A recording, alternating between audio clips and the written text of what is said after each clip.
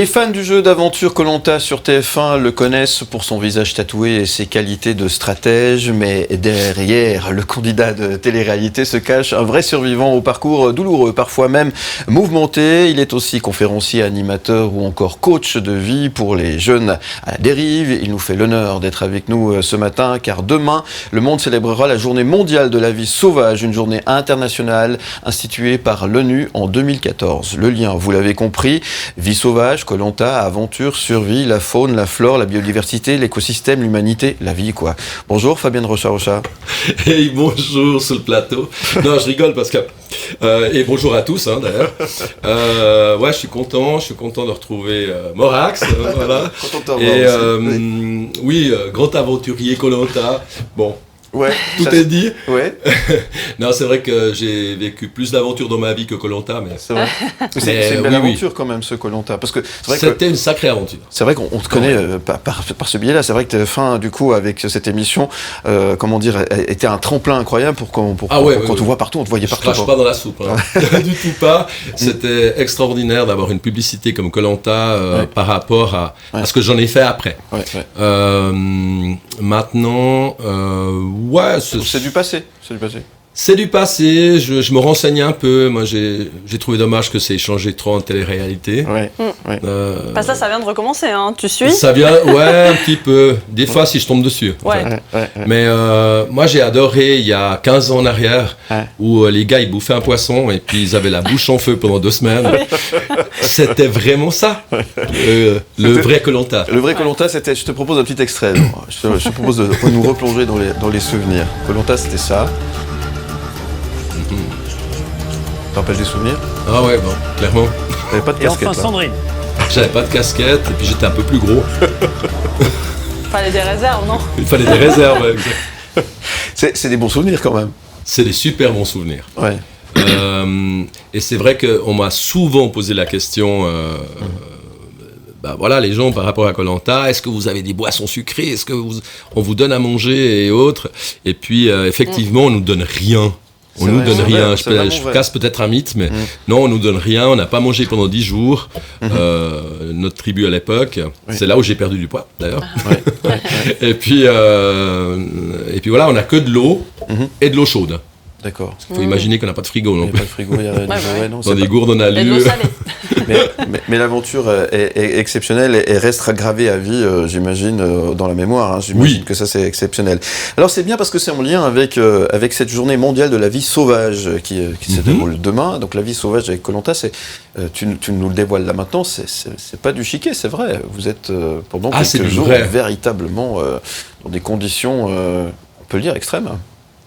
Oui, c'est des conditions extrêmes parce que, en fait, quand on arrive, alors bien sûr que c'est apprêté, ils ont fait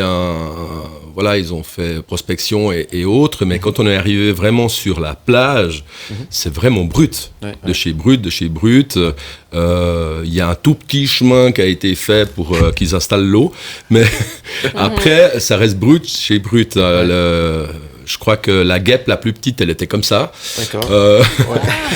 Comme le point. Voilà, il y a des serpents, c'est la vie sauvage, vraiment. C'est une leçon de vie, ça, ou pas? Moi, j'ai trouvé que oui. Après, on parle souvent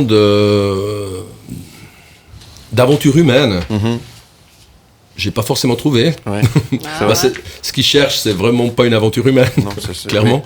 Mais tu dis par rapport à l'humain, là, tu dis. Par rapport à l'humain et dans l'équipe, ce qui est recherché, c'est le conflit, de toute façon, et autres. C'est ça qui attire les gens. C'est ce qui fait l'audience. Mais c'est vrai que c'est une sacrée histoire de vie parce que on se retrouve quand même seul là-bas. On s'était dit avec mon ami de l'époque, que j'allais pas chialer au téléphone. Et puis j'ai gagné le fait de pouvoir téléphoner à la famille, puis j'ai chialé comme une madeleine. Parce que l'émotionnel est décuplé, vu qu'on est fatigué, on ne mange pas et autres, c'est décuplé, quoi. Puis c'était la première fois que j'entendais mon plus petit parler. D'accord. Donc émotionnellement, c'était effectivement... On est loin pendant 50 jours, donc c'est énorme. C'est énorme, oui, effectivement. Et puis, pour les enfants en bas âge, c'était compliqué. Ouais. On m'a pas reconnu d'ailleurs quand je suis revenu. Invité ce matin, Fabienne Rocha, aventurier. Ça va comme nom? Ça te correspond? T'aimes bien Comment est-ce que tu voudrais qu'on te présente alors, si c'est pas aventurier? Non, moi, j'aime bien très bien. Peut-être faire une nuance entre par exemple Mike Horn, voilà, qui est un aventurier mondial, on va dire, et puis moi qui suis plutôt un aventurier dans le social. D'accord. Oui, je fais un peu des choses extrêmes dans la nature, mais à but social. Tout à fait. De l'accompagnement de mineurs, accompagnement aussi d'adultes et autres, vraiment dans de la survie, mais à notre niveau, au niveau suisse, parce qu'au niveau suisse, on peut déjà se mettre bien en danger dans la nature. Même si on a un village tous les 10 km. Raconte-nous ce que tu as fait, parce que ça, c'est assez incroyable. Effectivement, tu parles de vivre en forêt, d'accompagner, on l'a dit tout à l'heure, d'accompagner un peu des jeunes dans des périodes un peu compliquées, pas que des jeunes d'ailleurs, ça peut être, tu l'as dit, aussi des adultes. Et l'idée, c'est quoi? C'est de partir avec son baluchon dans la forêt et puis de vivre pendant quelques jours une expérience réelle, en fait, c'est ça? Alors, j'ai longtemps œuvré pour le tribunal des mineurs de l'État de Vaud, et puis dans le sens où le jeune est placé, au lieu de faire la case prison, il est placé chez moi, et puis on part 30-40 jours sans assistance, de marche réelle. Et puis, on fait... Et puis, je m'adapte à la personne. Si on doit bivouaquer pendant 5 jours à cet endroit-là, on le fait. Et puis, c'est là où je dis que c'est des conditions extrêmes, parce que le but pour moi, c'est que ce jeune fasse les choses par lui-même, dans la survie. Je m'en fous royalement de ce qu'il a pu faire jusque-là. Je le prends en tant que personne, et personne qui peut me sauver aussi la vie dans les choses extrêmes. Donc, qu'ils prennent cette part-là. Qu'on ait les deux à réaliser quelque chose assez extrême. Je parle d'extrême, se retrouver à moins 25, moins 30 à la Brévine pendant une semaine. Je pense que c'est un peu extrême. Bien que j'ai eu du matériel qui tienne la route, mais voilà, là il faut, on est totalement autonome, donc on mange du lyophilisé. On apprend énormément de choses, comment faire un frigo, comment faire et autres, mais la nuit c'est chaud. Il y a par prise en charge, j'ai déjà eu fait de marcher de nuit parce que la température est trop froide pour dormir, et puis de se retrouver à dormir de jour. Donc voilà, c'est plutôt cet aventurier social. Ça me parle plus. Mais là, il y a une aventure humaine aussi, parce que j'imagine qu'il y a du pétage de plomb dans ces moments-là. Ça ne doit pas forcément toujours être facile à gérer. Mais en même temps, c'est un retour aux sources. C'est un moment très important. Ça permet de changer les choses. Alors, ça permet de grandement changer les choses. Sur toutes les prises en charge que j'ai pu faire, tout a changé. Pour ces jeunes, pour leur famille. Et quelque part aussi pour la société. Il y a eu un changement. Et puis, un changement significatif. Bien sûr. Donc, vraiment, du tout au tout. Et puis, moi, ce qui me plaît là-dedans, c'est de prendre la personne en se disant, voilà, il est tel quel parce qu'il est là devant moi maintenant. C'est vrai. La seule chose,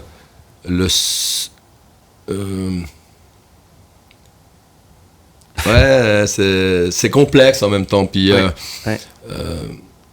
je trouve que c'est un partage énorme. Moi, j'ai des jeunes qui m'envoient maintenant des WhatsApp de ceux que j'ai pris en charge. J'ai des parents qui me réécrivent en me disant, voilà, vous avez changé notre vie. Tu as changé ma vie. C'est un truc énorme. Pour aller dans le positif. Voilà, parce que je pose pas de questions. Moi, je peux parler. Les 7 premiers jours sont primordiaux. Vraiment dans la prise en charge, mais moi je parle pas. On marche. Et c'est la personne qui va venir. Je fais les choses, j'installe le camp, je fais le feu et autres. Puis la personne elle vient ou elle vient pas. Et puis quand elle vient, c'est là qu'on commence à bosser. C'est un sacré boulot quand même. Et cette journée mondiale de la vie sauvage a-t-elle une signification particulière pour toi? Alors c'est complexe aussi parce que dans le monde où on vit, alors moi j'ai des enfants et puis je me pose souvent la question, d'ailleurs je leur ai déjà parlé, hein, ils ont que 14, tout bientôt 14 et puis tout bientôt 9, et je leur ai déjà parlé, je leur ai dit que j'étais désolé du monde que je leur laisse, parce qu'il y a une course en avant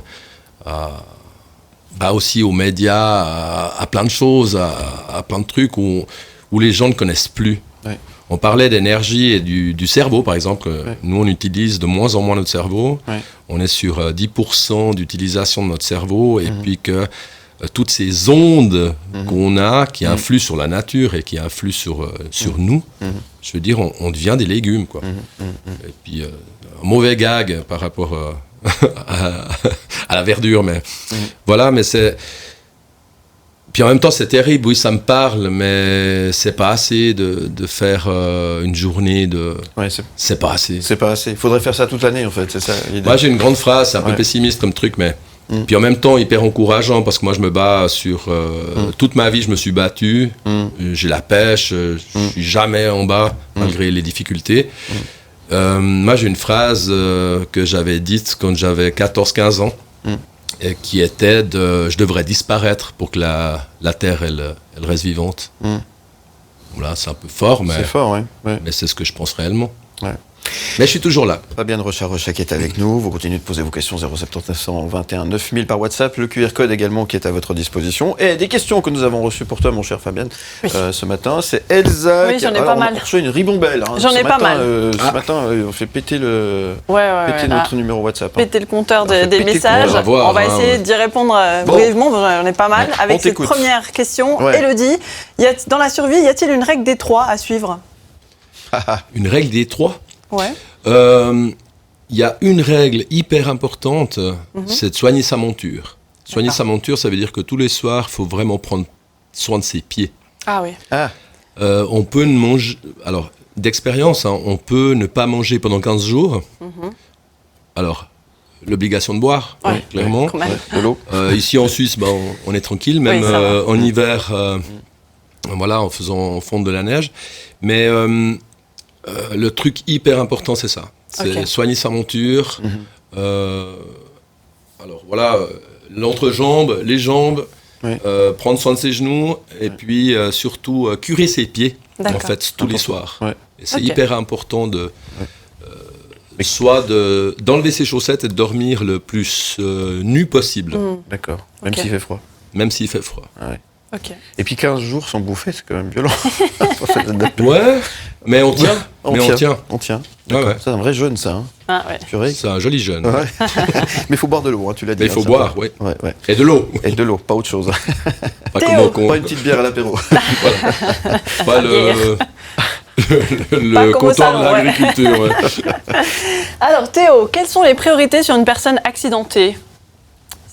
Avec quelqu'un, est-ce que... Alors, les priorités, moi personnellement, ce qui m'est arrivé, c'est que j'ai déjà eu des tentatives de suicide dans les prises en charge, sur des jeunes, évidemment. Voilà. Et puis, moi, je suis secouriste aussi au départ. Et puis, moi, ça ne m'aggrave pas, en fait. Il faut aller au plus rapide. Typiquement, là, c'était des saignements. Voilà, j'ai planté le bras dans la neige, j'ai fait un pansement compressif, et puis je lui ai dit, il n'y aura pas d'ambulance demain matin. Faut tenir. Et puis maintenant, le grand... j'ai la possibilité aussi de recoudre directement. Oui. Donc, quand on vient avec moi, c'est compliqué. Mais par contre, mais c'est ce qui crée le lien. Oui, c'est ça. Ouais. Et là, il s'est dit, ce gars-là, il tient à ma vie. Et par la suite, il a bien compris que... Il devait te faire confiance aussi. Voilà, je tiens à sa vie, mais que lui est responsable de la mienne. Et voilà. Mais il faut parer au plus urgent si on est dans quelque chose de secours, et aussi pour soi-même. Hein. Les bons réflexes, ils viennent et automatiquement. Il faut être hyper intelligent de savoir qu'à un moment, il faut savoir lâcher aussi. Et puis téléphoner parce que des fois, on va trop loin. Et puis savoir rentrer aussi. Oui, c'est ça, il ne faut pas dépasser les limites. Il y a des limites à ne pas effectivement franchir. Il faut savoir aussi s'arrêter.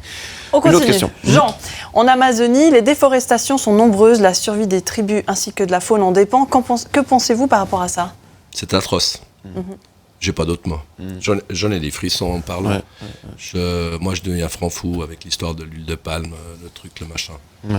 Donc c'est bien quand même qu'il y ait cette journée pour la sensibilité. Pour prévenir. Là clairement, j'ai le palpito qui est monté à 200. Là, on va passer à la question. On pourra rien y faire. Et c'est dommage parce que à notre niveau individuellement, on pourra rien y faire. C'est terrible. Moi, je trouve que, comme j'ai dit avant, je devrais disparaître pour que la Terre continue. On est beaucoup trop sur Terre. Voilà.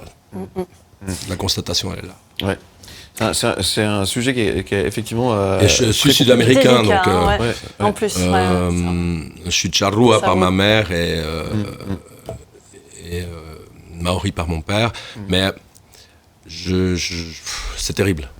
Non, c'est terrible. On ne sait pas quoi faire d'autre. Jérém, comment savoir si ce que j'ai mangé n'est pas venimeux? Y a-t-il des symptômes? Alors, quand tu as la bouche qui gonfle et les oreilles qui tombent... C'est trop tard. C'est trop tard. Clairement, alors je suis pas du tout spécialiste ni dans des champignons, ni dans autre chose. Je pense qu'il faudrait pas essayer des choses si on n'est pas sûr et se renseigner avant. Clairement, quoi. Moi, je prends pas de risque alimentaire, en tout cas, dans mes déplacements. Ok. Une question sympa que j'ai trouvée de Blanche qui dit: si vous deviez partir sur une île déserte, quelles sont les 3 choses que vous prendriez avec vous? Pas mal. Alors, les 3 choses, c'est une gourde, un slip en papier et puis une gomme. Ok. Bon, la gourde, je comprends. Le slip en papier, je comprends pas. Non, et la gomme non plus. Là, c'est pour nettoyer le slip en papier. Bon, d'accord. Bon, écoutez, pourquoi pas. Encore une question. Peut-être encore une. Yvette, y a-t-il une chose que vous regrettez sur Koh-Lanta? Ou pas, si vous devriez refaire il y a réflexion, donc... On vit pas avec des regrets, de toute façon. Non, on vit pas avec des regrets. Si je dois regretter un truc, non, absolument pas. Ça devait se passer comme ça. Non, ça devait se passer comme ça. Et puis moi, je suis très très heureux de ce que j'ai pu faire. J'ai fait 30 jours sur 40.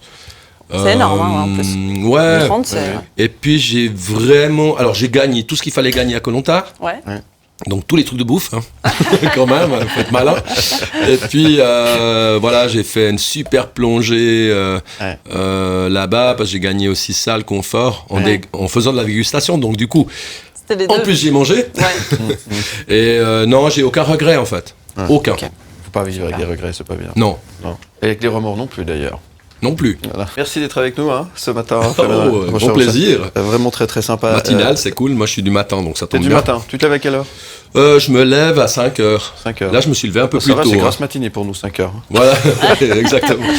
Mais là, je me suis levé plus tôt aujourd'hui, entre le trafic. On a reçu encore quelques questions pour toi. Encore une ou deux avant la fin de l'émission. Oui. Alors, Célia, est-ce que vous pensez que des émissions telles que Man vs Wild ou encore Koh-Lanta reflètent vraiment la réalité?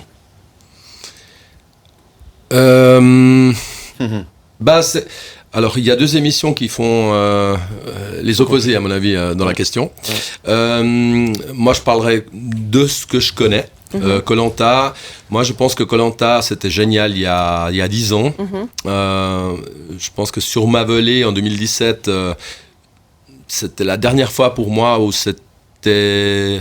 entre guillemets intéressant. Et comme j'ai dit tout à l'heure, voilà, les gens veulent ce truc de conflit. Si on vient sur d'autres émissions comme les Marseillais, un truc aberrant et stupidisant, voilà. Ça se dit pas, mais moi j'ai envie de le dire. Inventer un mot. Voilà, stupidisant, en tout cas pour moi. Bon, vous savez que je suis très très cash, moi, sur le truc là. C'est bien. Voilà, c'est celui qui est la plus grosse et puis la plus grosse paire de Lolo. Bref. Sur Koh-Lanta, moi je trouve qu'avant c'était génial, comme je disais, le gars il mangeait un poisson, il était infecté de partout, c'était génial, c'était une émission de survie, et puis c'est ça qu'on dit, c'est une émission de survie. Et puis maintenant c'est trop transformé sur télé-réalité, on va au conflit, de savoir que lui, il a, voilà, on en discutait hors micro, c'est t'as mis 2 grains de riz de plus que l'autre fois. C'est là-dessus, mais néanmoins, l'émission tourne autour de ça. C'est terrible. C'est terrible parce que si on va en faire une aventure humaine, on parle des gens et autres, et puis on se dit, voilà, là on est dans la difficulté, on fait un team, on avance. Et puis c'est ça le but de l'émission. Ouais. Ok. Encore une question. Allez, Hélène, pardon. Non, c'est pas grave. Pas de souci. Hélène, est-il vrai qu'il faut faire attention à de l'hypothermie en été? Oula. Alors. Ça peut arriver, non? Ça peut extrêmement arriver parce qu'il y a des eaux très froides. Oui. Et l'hypothermie. Je vais revenir sur autre chose. Il y a quelques années. Il y a beaucoup d'années d'ailleurs, j'étais gardien de piscine. Et puis... T'as tout fait dans ta vie, toi. Ouais. C'est incroyable. Ça, c'est une époque incroyable aussi, où j'ai vécu pendant 6 ans que l'été. Ouais. Je partais en Amérique du Sud à la fin de la période piscine ici en Suisse. Ouais. Et puis, je faisais ça en mer et en piscine. Bref... oui, alors il y a le fait chaud-froid très rapide qu'on appelle l'hydrocution. Et puis, voilà, après l'hypothermie, ça peut arriver aussi en été. Alors, ça dépend aussi. La nuit, peut-être où les températures baissent. Oui, il y a certains endroits où il fait très très froid. Ça dépend si on est en montagne ou pas. En montagne l'été, la nuit il fait très froid. Dans le désert aussi. Ok. Voilà. Il y avait encore une question. Oui. Juste le temps pour encore une dernière. Très rapidement. Sébastien, quel type d'abri est le moins recommandable? Quel type d'abri? Il faut surtout pas s'abriter. Alors d'expérience faite, et je parle de Suisse, bien que j'ai fait une petite incursion en Amazonie il y a quelque temps de 2 semaines, mais tout seul. 2 semaines tout seul, j'avais juste une gourde. Bon, bref. Mais je parle en Suisse. On est souvent croisé et visité par des sangliers. Ok. Donc l'abri au sol avec des branchages, pas top. Alors en été, moi, j'utilisais un hamac. Ok. Et une grotte, non? Parce qu'il y a des grottes. Alors grotte, oui. Puis il y a des grottes où on a dormi avec des jeunes d'ailleurs. Oui. Et c'était avec des jeunes sur une émission de télévision de la RTS aussi, où on accueillait 10 jeunes sur un camp pendant 10 jours. Ouais. Et puis, oui, alors des grottes, oui, il faut voir si elle n'est pas occupée. Voilà, voir si elle n'est pas occupée. Ouais. Mais maintenant, avec les tempêtes qu'on a actuellement, et de plus en plus, on aura des tempêtes, dû justement à ce changement climatique.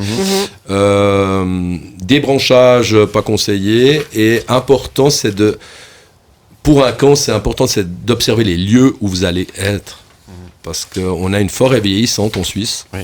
Et puis, c'est hyper dangereux, la chute d'arbres. Oui, faut faire attention, effectivement. Ouais. Merci pour tous ces bons conseils. Merci pour toutes ces questions que vous avez posées ce matin par le biais de notre numéro WhatsApp. C'est quoi les projets de Fabienne Rocha maintenant là? Qu'est-ce qu'on peut dire? Je sais qu'il y a aussi de la musique. Il y a pas mal de choses. Tu fais tellement de trucs. Alors, j'ai plein de projets dans le sens où je vais relancer mon groupe de musique. Alors, pour ne pas le nommer, www.fhobi.com. Oui. Voilà, Phobie, Feos Hijos o Buenos Immortales. Oui. Un groupe où on tournait énormément jusqu'en 2014. Et puis, j'ai envie de relancer un petit truc un peu de vieux comme ça. Pourquoi pas.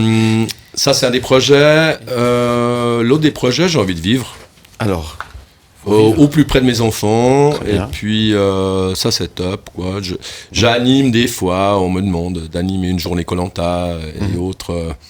Typiquement, je vais le faire pendant des colonies de vacances là, cet été. Et puis sinon, projet, vivre tranquillement et sereinement. Dans le respect. Peut-être me reposer un peu là, parce que. Oui. Écoute, je vieillis quand même. Qu'est-ce qu'on peut te souhaiter alors aujourd'hui? Qu'est-ce qu'on peut me souhaiter? La belle journée d'aujourd'hui. J'essaye de... Ce qui est le plus important pour moi actuellement, c'est le présent. Le présent, vive l'instant présent. Vive l'instant présent, c'est ce qui est le plus important. Écoute, on te souhaite tout de bon, on te souhaite le meilleur. Merci d'être venu ce matin. Phobie.com pour en savoir un petit peu plus, évidemment. Exactement. Et merci d'être venu ce matin. Bon vent à toi. Un monstre plaisir, merci infiniment pour l'invitation et je suis content de te retrouver et voilà quoi.